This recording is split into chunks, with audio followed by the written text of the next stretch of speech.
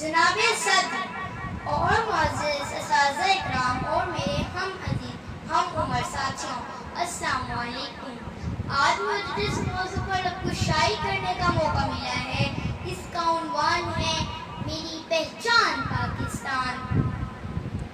سامعین گرامی، میری پہچان پاکستان، میرا ایمان پاکستان، میری ہے آن پاکستان، میرا سامان پاکستان، میری عزت اسی سے ہے، میرا عنوان پاکستان، میری عزت اسی سے ہے، میرا عنوان پاکستان، غموں کی بھیڑ میں شان میرا گلزار پاکستان، اقبال کا تصور پاکستان، قائد کی جدوجہد پاکستان، فاطمہ جناح کا پیارا پاکستان، جی ہاں وہی پاکستان جس کے اصولوں کے لیے 100 نہیں، ہزاروں نہیں بلکہ لاکھوں لوگوں نے قربانیاں دی۔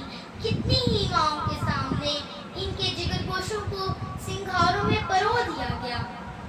جناب صدر، کسی بھی گھر سے پوچھو گھر کی قیمت اور کسی غلام سے پوچھو آزادی کی قیمت، تو پھر احساس ہوگا کہ جس پاک سرزمین پر ہم رہ رہے ہیں، یہ رب کائنات کی بہت بڑی مہربانی اور انعام ہے۔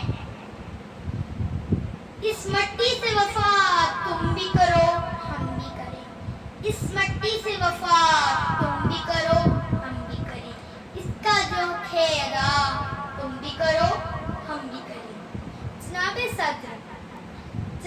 صدر خون کے آنسو رلا رہے ہیں، جبکہ محمد علی جناح اور محمد علامہ اقبال سے زیادہ ان کے دماغ پر ہالی ووڈ اور بالی ووڈ چھایا ہوا ہے۔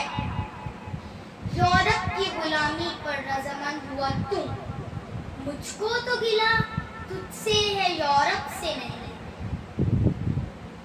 آئے میرے ہم وطن ساتھیوں، قدم سے قدم ملا کر قرآن اور سنت کی روشنی کو بلند پرواز کریں۔ اور اس تقریر کا اختتام میں اس شعر سے کرنا چاہتی ہوں: کھڑے تھے ہم بھی قسمت کے دروازے پر، کھڑے تھے ہم بھی قسمت کے دروازے پر، لوگ دولت پر گرے ہم نے وطن مانگا۔